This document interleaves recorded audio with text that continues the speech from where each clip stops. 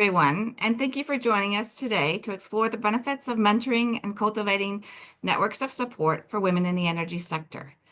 This event is held in cooperation with the International Confederation of Energy Regulators Women in Energy Initiative and the U.S. National Association of Regulatory Utility Commissioners. The contents are the responsibility of the speakers and do not necessarily reflect the views of ICER or NARUC. Today's webinar will focus on the benefits associated with various mentoring programs, such as informal or formal mentoring, along with some tools created to support network building and mentoring relationships. It will explore the interconnected nature of your network circles. While they may seem independent, these circles can be leveraged to shape essential conversations that benefit both individuals and the collective. By understanding and utilizing these connections, you can foster a more collaborative and supportive environment for everyone. Please note that there is a QA and a chat function, so please feel free to ask any questions as they come up, and we will do our best to address them at the end of the presentations. We'll also be using the chat function for some live interactions. Please join me in welcoming our two speakers who are champions of change and have deep personal experiences with mentoring and creating networks of support. First, we have Allison Archer, who serves as the Director of Regulatory Compliance at the Mid-Continent Independent System Operator, MISO. Next slide. Allison is going to share her perspectives on how to create strong and effective mentorship opportunities. We are also joined by Michelle Fenton, a visionary leader in organizational development at El Paso Electric. Michelle will share how to create effective network circles that can impact our professional growth as individuals. So a word about gender equity in the energy sector. In the United States and around the world, women are underrepresented in the energy sector. Studies attribute this to multiple factors, including women's perceptions of the industry, insufficient access to information, finance, and training, corporate human resource practices, and cultural biases and norms about gender roles. We hope that this webinar series we're holding since the fall of 2024 can help create individual change agents that lead to institutional growth. Why do women matter in the energy sector? Gender equity in the workplace has a number of benefits, including expediting problem solving through a diverse range of viewpoints, improving staff retention, and contributing to a more positive work environment where employees feel valued. In the context of energy regulation, integrating women into the energy sector as both employees and policymakers provides agency to women affected by energy decisions and encourages regulators to consider the gender-differentiated impacts of regulatory policy. Just to note that we have a great resource available. Please feel free to download and use the Advancing Women Leaders in Energy Guide to Mentoring, prepared in November 2022 under funding from the U.S. Agency for International Development. We also invite all women and men who work for U.S. and international energy regulators to join ICER's Women in Energy. ICER is a great resource. You can join via the website or the LinkedIn profile, which is noted here. And it has peer-to-peer coaching, thematic circles of excellence, and information on what's going on in the energy sector in terms of gender equity around the world. So with that, we're going to go ahead and launch with our first speaker, Allison, and I'll turn it over to you. Thank you. Thank you, Erin. As Erin mentioned, I am the Director of Regulatory Compliance at the Mid-Continent Independent System Operator, otherwise known as MISO. Previous to working at MISO, I was a regulatory attorney, having worked in private practice, the Attorney General's office, and at a major utility. I've also taught a first-year writing and representation class at a local law school for about 15 years. Through those experiences, I have been a mentor and have thankfully been a mentee. Today, as Erin mentioned, I'm going to talk about the benefits associated with various mentoring programs, such as informal and formal mentoring, along with some tools created to support network building and mentoring relationships. I will then turn the discussion over to Michelle for her to speak in greater detail about how to build your networks. Next slide, please. Before I get into the substance of mentoring, I want to give a very high-level overview of MISO. MISO is an independent, nonprofit, bulk electric utility grid operator. We operate the power grid in 15 states and one Canadian province. The map on this slide depicts MISO's footprint, with the blue being our north region, the green our central, and orange representing the southern region.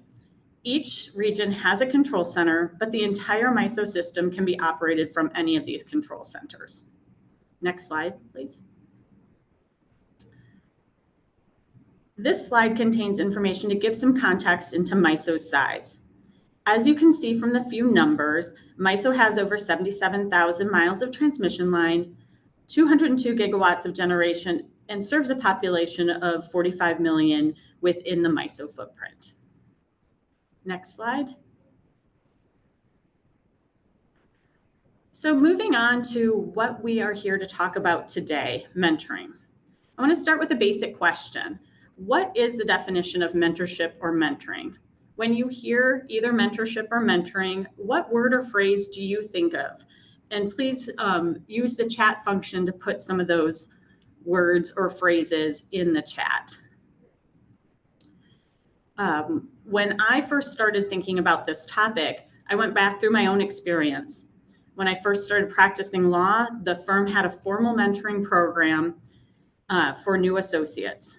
I was starting off as a new regulatory litigator and was paired with an experienced attorney, but he specialized in transactional real estate work, which is incredibly different than what my specialty was to be. I met with him a couple of times. He provided insight into the firm, but he was not a good fit to help me navigate the tactical work or to provide career advice for the chosen specialty. What I found instead during my first couple of years practicing law was a senior partner that I worked with who started taking a lot of extra time to give me advice, constructive feedback, facilitated some networking, and was overall trusted advisor. I probably did not call him a mentor at that point. He was simply a senior colleague who was trying to help me to succeed.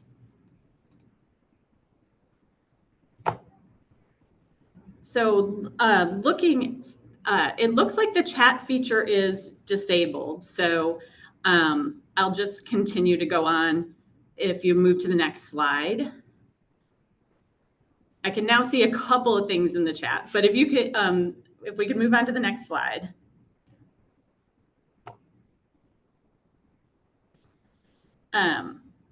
What I have on this slide, I think would be similar to what a lot of people would put in the chat if it was, if I was able to see some of the responses. But the words and phrases on here, it really tie to what that senior partner was to me as a mentor. He provided guidance, support, advice. He was a role model, trusted advisor, and certainly gave me very good and very candid feedback. So next slide, please. So we should have a poll for this one. We'll see. Technology is always super fun. We'll see if this works. There's a variety of mentoring type of relationships, and they can be described in a couple of different ways. First, both myself and Erin had mentioned formal versus informal, and there are benefits and challenges to either of those. Formal, as I described a couple of minutes ago, that was the program that my law firm had and how it did not necessarily work for me in that situation. But I had a different situation when I was back in law school where there was a formal program for students, and it was incredibly helpful in that situation. I was a brand new law student. I didn't know how to navigate law school, and they had a law student to law student program that was voluntary. You could sign up for it. And I was paired with somebody who was a third year law student when I was a first year law student. And that was super helpful. We met a variety of times. They helped me figure out how to navigate law school. And then I was able to participate as a mentor when I was in my later years in law school. So a lot of times the informal mentoring happens, as I described it with my senior partner, as an organic type of relationship. Then with either informal or formal mentoring, there are, you can be one-on-one, peer group variety. So as we see the poll up here, it looks like a heavy majority of people have participated in informal. And in this poll, people could check as many as they wanted. So we have about 80% of the respondents are participated in informal, about half informal. It looks like a majority when you're focusing on whether it's one-on-one, group, or peer, majority looking at it as one-on-one as the most common. Group experience I've seen is, let's say a senior partner in a law firm or somebody more senior in a business environment takes a couple of more junior people and shares information in a group setting. So it's obviously not the one-on-one, but have a lunch or a coffee or even just sitting in a conference room having that group dynamic. And then peer, a lot of people turn to their peers, people that may have been longer in that particular role and looking for guidance, or if you're new to the company, you look to one of your peers to see if they can help you as well. So next slide.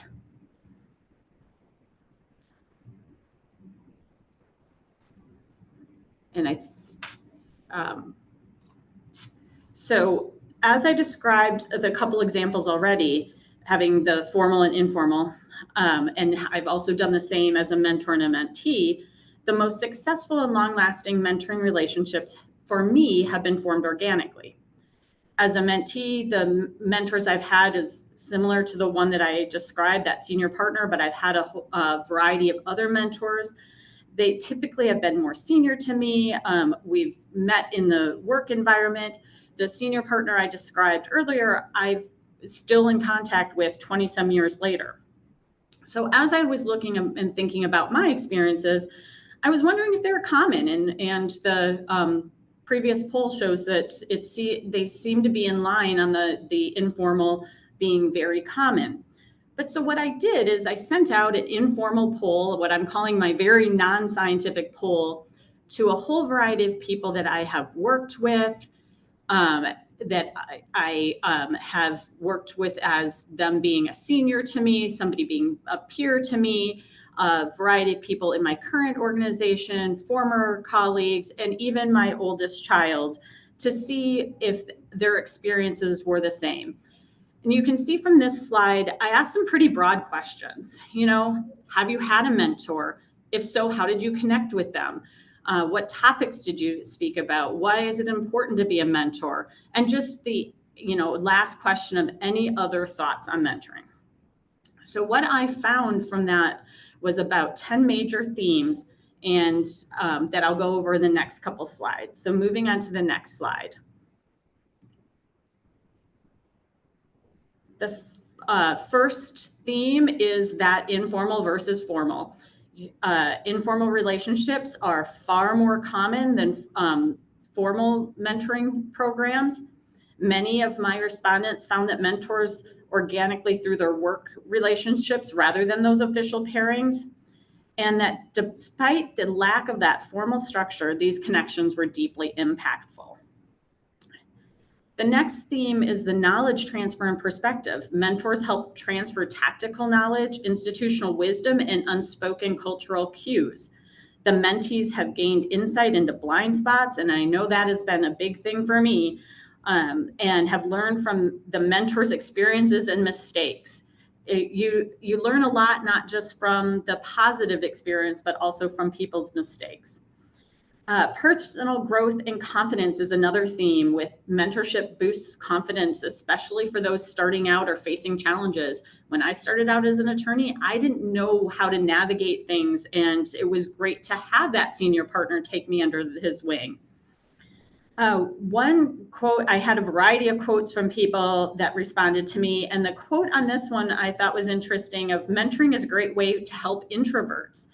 It gains confidence in career advancement, expanding skills, and improving communication. So also a difference possibly between introverts and extroverts, and how they're in the mentoring relationships. The fourth theme was mutual benefit and fulfillment, and I couldn't agree with this more. Being a mentor is just as rewarding as being mentored. Many mentors gained emotional fulfillment, new perspective, and a sense of giving back. One of my respondents described it as, in a word, fulfillment. Mentoring others is one of the most rewarding things we can do in life. The last one on this page is broad range of topics that I will get to on a separate slide. So moving on to the next slide. The sixth theme is the trust and relationship building. Successful mentoring relationships are built on trust, emotional safety, and shared values. Some mentor-mentee relationships evolve into lifelong friendships. I found it very interesting that people that I was asking these questions to had that same experience as I have of having the very long-term relationship. I was also interested in gender of the mentors. I've had male mentors, I've had female mentors, but I've worked in male-dominated industries, so there haven't been a lot of women to be able to seek out them as mentors. And I did see some responses that were similar. And respondents did have mentors of all genders, but many found women had that unique value due to the shared experiences and perspectives. So women seeking out other women. And some have observed more career growth when mentored by women. Again, very unscientific poll, but I found the themes interesting.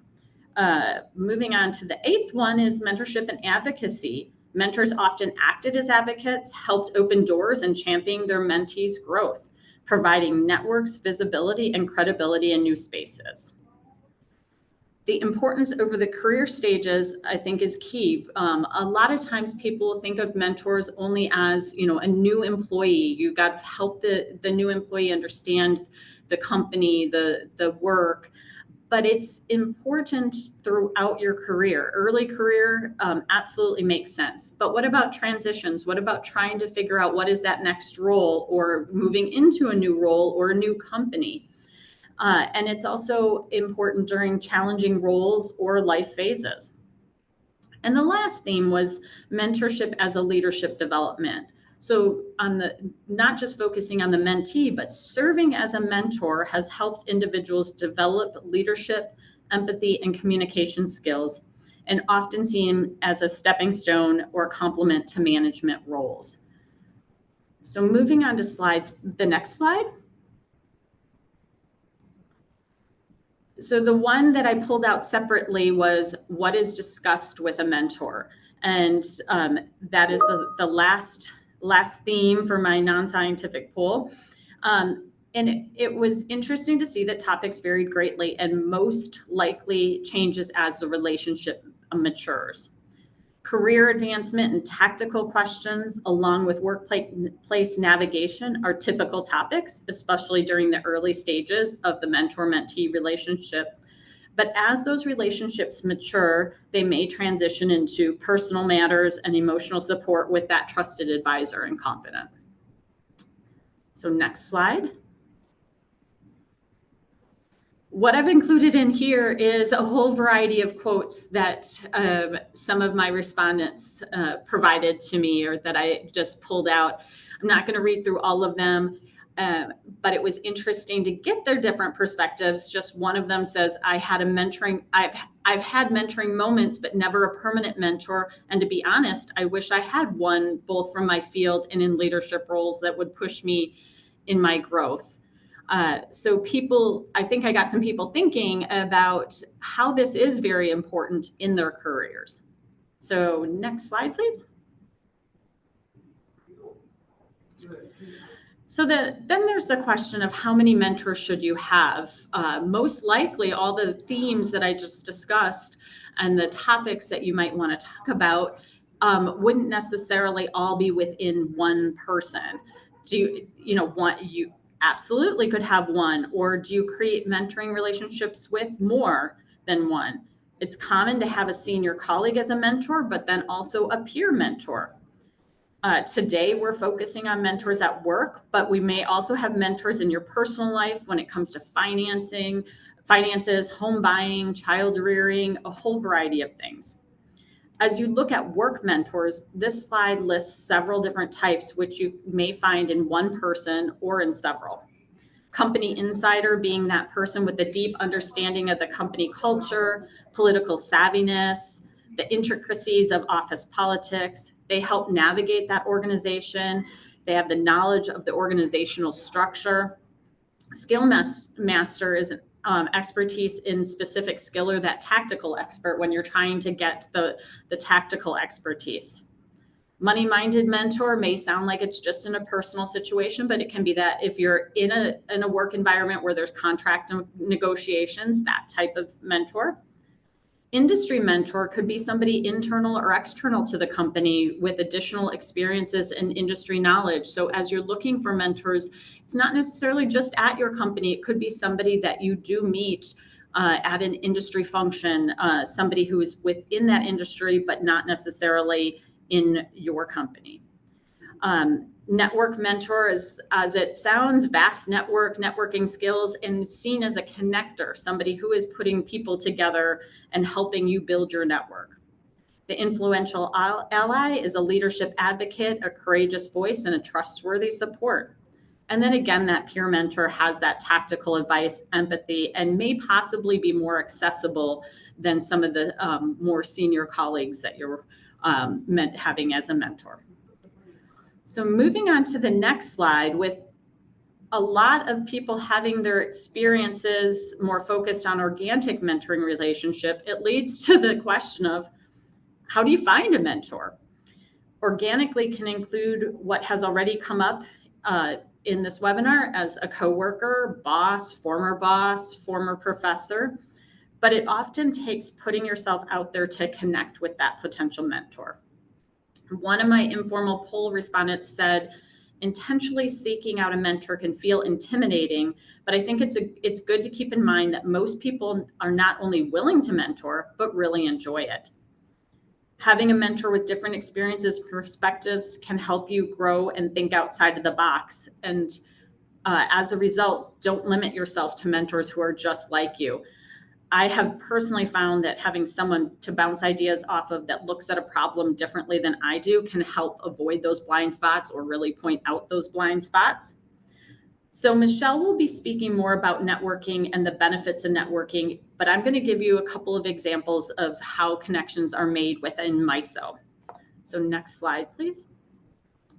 MISO has several employee resource groups, and I'm really thankful that our company has put the effort into having the connections made through these resource groups. We have a military veterans resource group, young professional, and then what is on this slide is the women's resource group, and that's just to name a few of those resource groups. But as you can see from this slide, a part of the women's resource group mission includes building trusted relationships. The Women's Resource Group puts on a variety of activities and publishes a newsletter, which includes highlighting professional development achievements of talented MISO women. Next slide, please. So the Women's Resource Group also has created what is called Power Hour. And these events are a great opportunity to organically connect with other women at local offices to build meaningful relationships. As I mentioned, we have 3 different regions, which really it translates into we have 3 main offices at MISO. And each month there is a meetup designed to equip individuals with practical strategies to thrive at MISO. There's a mix of education and engaging topic conversations. The sessions focus on sharing valuable tips, actionable insights, and best practices specifically tailored to empower women in the energy industry. During the Power Hour, participants should expect fun, topical conversations each month that will keep attendees engaged and inspired to succeed in their career. And whether you're looking to expand your network or gain insight or simply have a good time with colleagues, the Power Hour is the place to connect and grow together.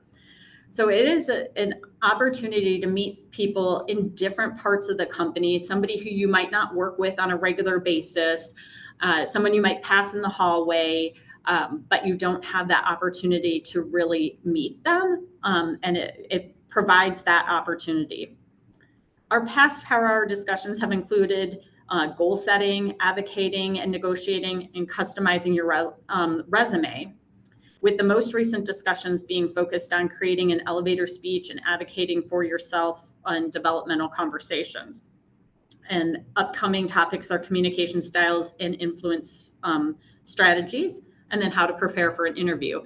So it has a speaker who's the main person who's going to be talking about the topic, but then similar to this type of webinar, a lot of Q&A and a lot of discussion in the room. So an opportunity there for you to meet people. So then moving on to my last slide, I will just leave you before handing it over to Michelle with one last quote.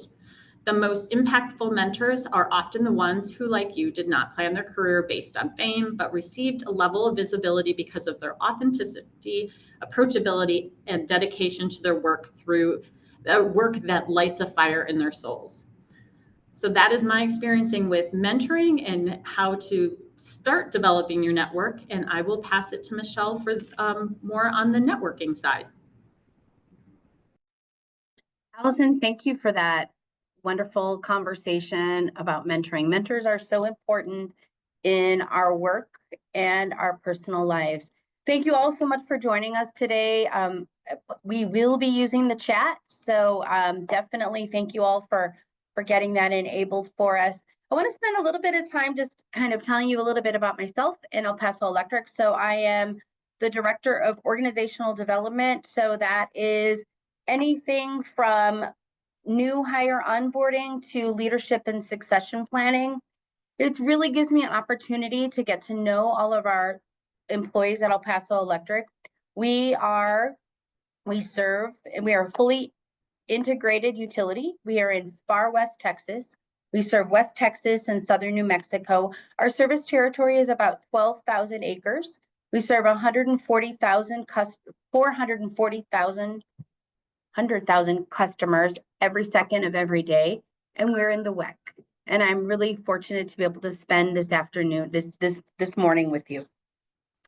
Next slide. So this is about networking. So let's start networking. And in the chat, I would like you to answer one or two of these questions. So I hope to see a whole bunch of stuff coming in the chat.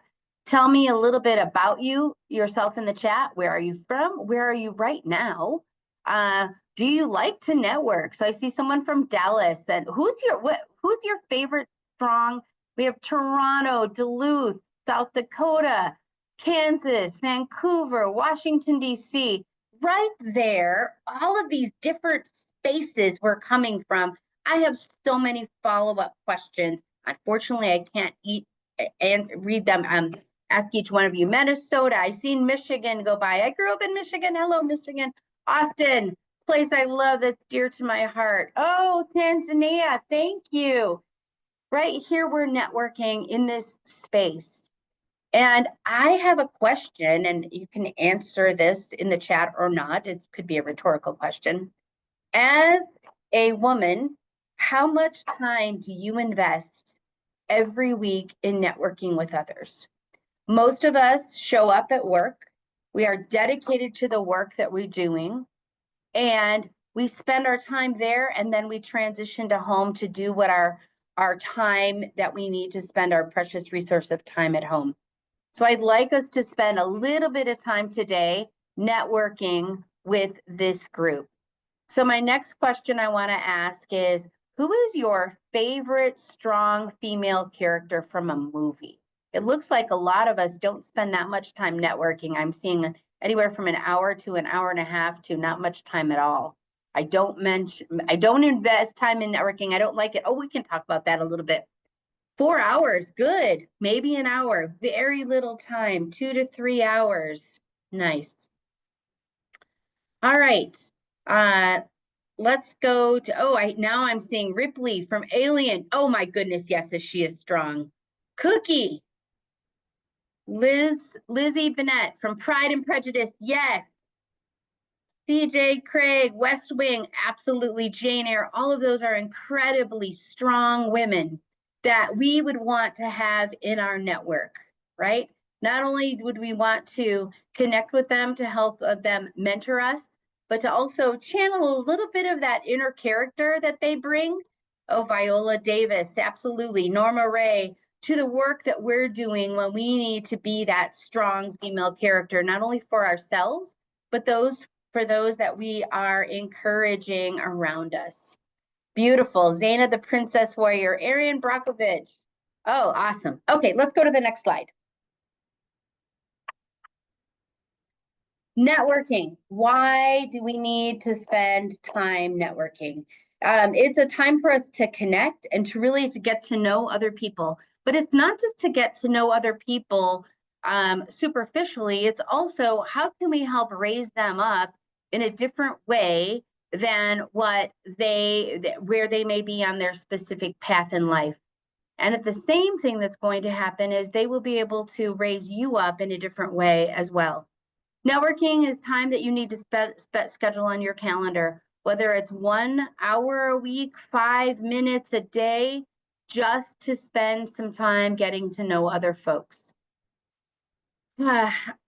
Let's connect. So what I want to know is, why do you network? And I see the question, how? I'll come to that in a couple minutes. Why do you network? Could you put those answers in your chat?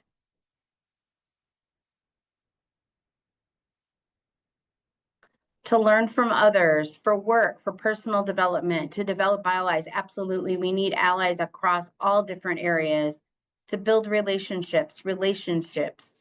I think I work with a lot of different groups to develop connections and allies to build trust. All of this is built on human connection and how are we connecting with other human beings to learn more, for mentorship, for knowledge. So if we go to the next slide, I actually have some prepared answers for us. So the first thing that most folks do it when we're looking at it from a work perspective is for career advancement. I want to build relationships, or you may want to build relationships in other departments, other areas, or even within the areas that you work in. When I'm working with and mentoring people within El Paso Electric, I really encourage them to network across their peer network chain.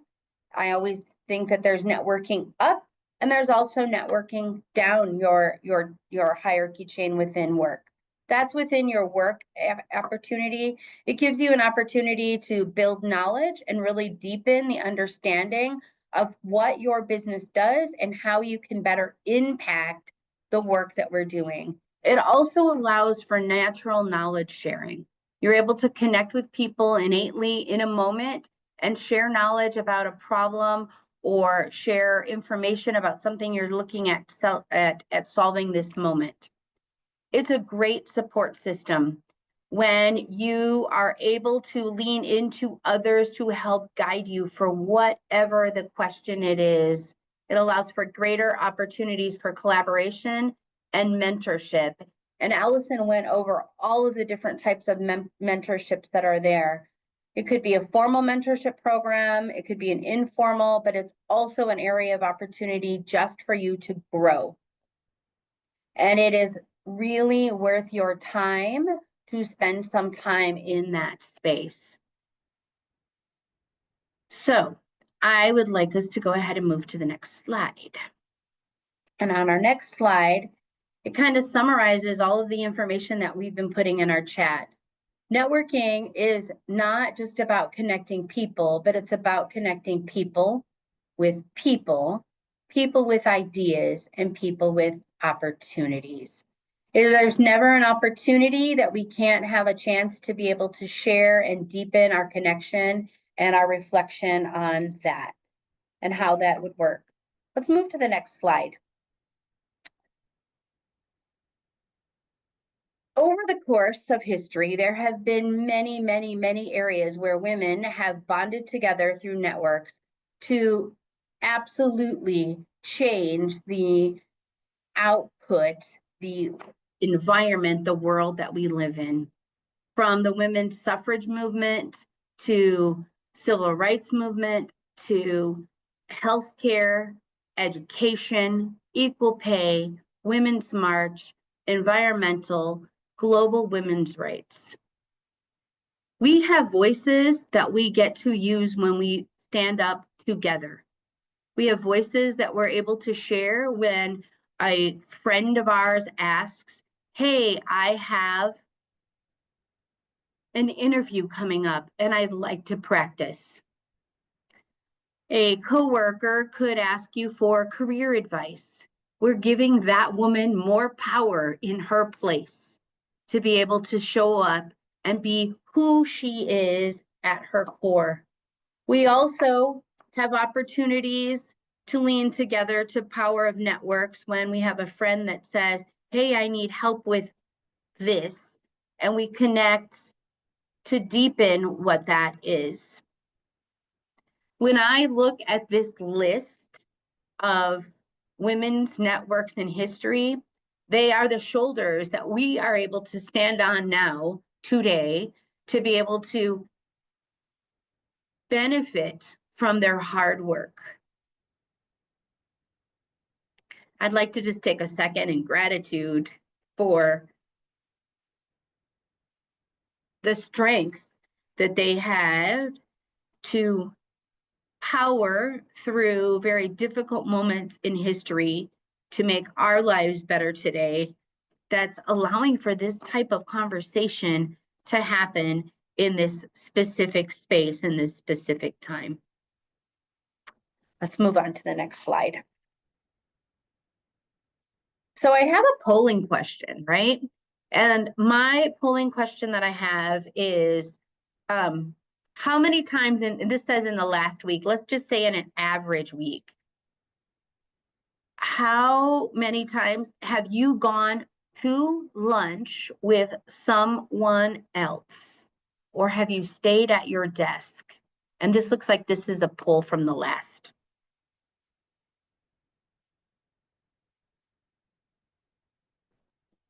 So I'll go give you a second to see that. One time, stayed at 5 times. Oh, I want to talk to you more. Here we go. Here's the actual poll. All right. So on average, how many times do you, have you had lunch at your desk or alone as opposed to spending time networking? And if you wouldn't mind, please answer your questions in the poll, which it should be somewhere in the middle of your screen. All right, and I'm seeing lots of different answers coming up in the chat. Okay, so it looks like we have about 34% of us have had lunch 1 to 2 times at our desk or alone. 30% of us have had it 3 to 4 times at our desk or alone. And 35% of us have had it every day at our desk. I know in this world that we're living right now, there's so many different options of how we work because we're remote, we're virtual, and it's easy when you're at home to just run to the kitchen. But the reason why I specifically asked this question is when I make observations around my office. So now here's my other informal poll, Allison, that kind of tags onto yours. When I walk down our hallways at lunchtime, and I've been counting the last few weeks, more women are in their offices at lunch than men. And I want to be like the men, and I want to be able to go to lunch every day. But they're also going to lunch with others. I would like to challenge each woman in this room this week to spend more time. We had 60% of us from that poll were spending more time alone at lunch than with others at lunch. You can also have a remote lunch where you're connecting with folks, because I know it's really difficult as a woman to find time to spend time with other folks, especially because when you're juggling work and childcare, parent care, home care, it makes it very difficult for us as women to fit all of that into our time. But please find spaces for you to give yourself time to talk with others about their career and about how they are. I have a specific woman that I'm calling to mind right now. Her and I would schedule during COVID, we would schedule once every 3 weeks, we would have lunch, and we would have lunch delivered. So she would pick up the tab one time and I would pick up the tab the next time. And during that time, we would talk about careers, about perspectives. I would love you all to be able to do that as well. I love seeing these opportunities that are coming into the office, into our chat, about who can we connect with, how can we connect with others. Okay, let's go to the next slide. Where do you grow your network? So this is going to be another one that's chat based, and I want to know, where do you grow your network? Where do you, if you were at a spot that said, hey, I want to be able to grow my network, where might that be? All right, so put some answers in the chat. All right, conferences. Oh, conferences are a great way. Conferences, peer groups, everywhere you go, absolutely. Happy hours, networking, fundraisers, orange therapy, yes, absolutely. While you're exercising, events, trainings, conference. I really like the power conferences to advance women in utilities. Me too. Office hangouts, meeting spaces, sports, conferences, volunteering. There is an endless amount of space for you to be able to network. And also associations, local associations, national associations, and never go alone. Ask a friend to go with you. Ask a coworker or a peer to come along with you, especially if they're local. It could be a lunch event, it could be a dinner event. For conferences that you're able to go to, ask others to join you along with that. Let's go to the next page. I have a whole bunch of answers for you. Education based. So that is your education, your kids' education, your peer education, anywhere where you're connecting around education. Associations. You can lean into industry, function associations, nonprofits. All of those are areas that lean into serving your community, as well as building your network, your workplace, mentorship, industry, faith-based. In this particular picture that I have, that I'm showing here, in El Paso, we have a local women's group called Executive Forum, and this is specifically a night of what we call magical mentoring. And we sponsored a group called Mija Yes You Can, and it's Think Mentoring Speed Dating. And that is a night of our local mentoring. And each one of those women that showed up as the mentor or the mentee left learning and growing and doing and seeing things differently than when they showed up. You can read the rest of the information that's on the screen. Let's go to the next question. And the next is a polling question. And the polling question is, where are you plugged in? Where do you spend your time building your network? So take a couple seconds to go ahead and answer that question.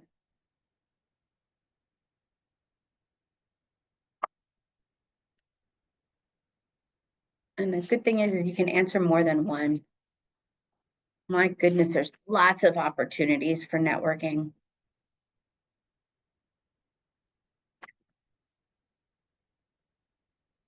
And what's funny is you'll meet these folks as your life progresses, and then you'll realize you see them later at another event, another space, another time, a different conference, a different training opportunity.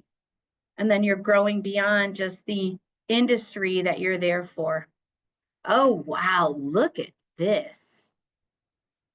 Most of us spend time networking at work. Absolutely. We spend so much time in our workplace. And there's also commonality with the people that we're connecting at work. We're committed to the work we're doing. We're committed to the vision of the organization that we're supporting. In this room, we're all committed to energy. That's why we are here, to make sure that we have something that it gives us life and connection in our space. All right, let's go to the next slide. All right, your network is the people who want to help you and you want to help them, and it's really powerful. I'm going to go ahead and conclude with that today. Never feel that you are ever bothering someone in your network. They want you and they want to help you. That's why you have their relationship with them. Thank you so much for joining me today, and I really appreciate it. I'm turning it back over to Erin. Erin, I think you're on mute.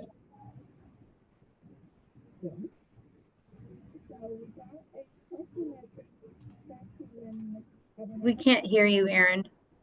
Oh, you can't hear me? Oh, now we can.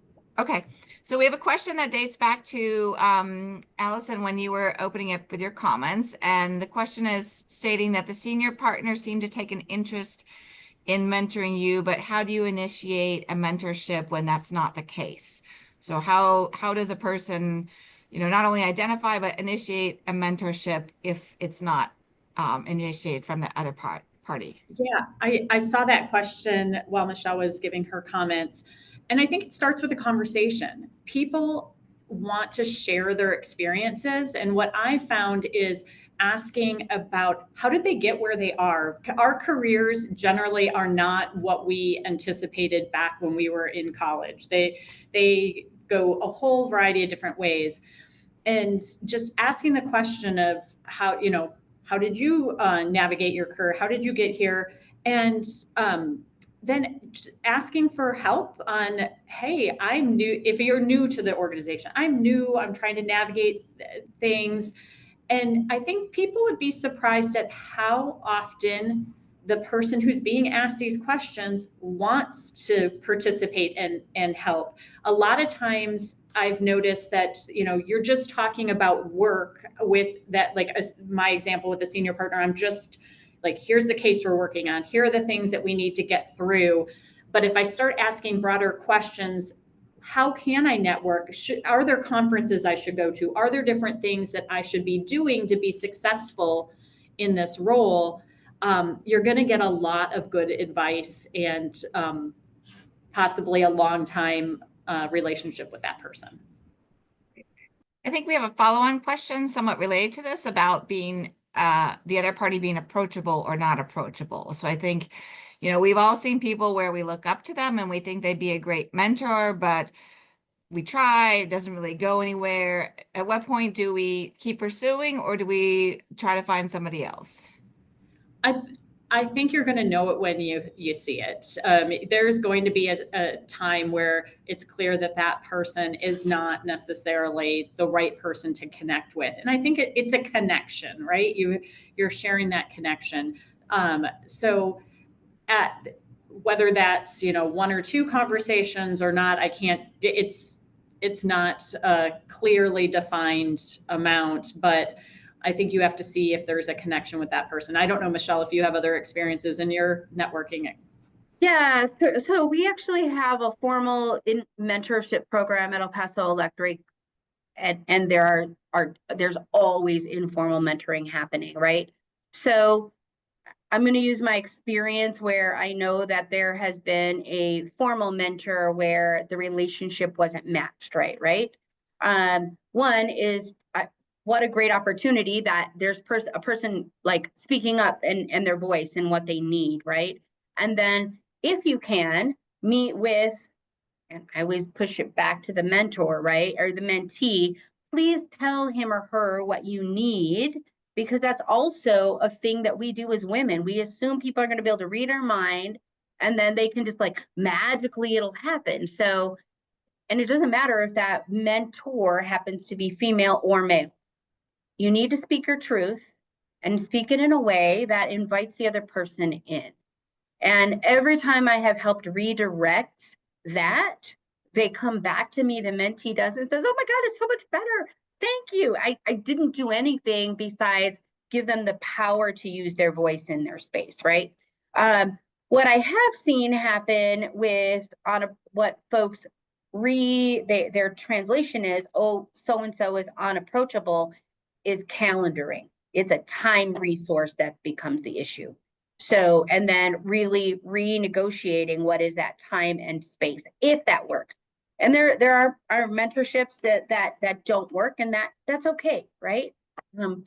We are a planet of billions of people. Not every person you're going to connect with deeply. So Great, thank you. So we yes. have another one, and we're going to avoid going down the political road path, but there is a question related to about the continuity of women's groups with the executive orders. And so I guess if your women's groups that you've been involved in are continuing, we can talk about that. That'd be great. The groups, any of the employee resource groups within MISO are not being impacted at all.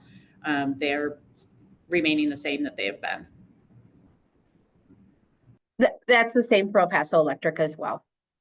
And we use them not only just for whatever unique resource group it is, but it's also an opportunity to grow business knowledge because there's that networking that happens. So in most of our employee resource groups, it's the purpose and, right? So we have a women's group that's called PWR Power.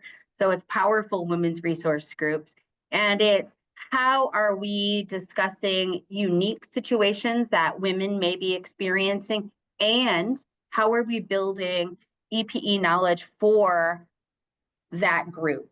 So the same thing applies to all of our other resource groups. It's this and this, because when you look at, we want women, we want pick a thing, right, to be able to rise to the space of leadership. I want to see a diverse set of people in our highest level of leadership. In order to do that, we need to build business knowledge for them to do that. So we approach it with a this and a that, not a one or the other, because that seems so limiting.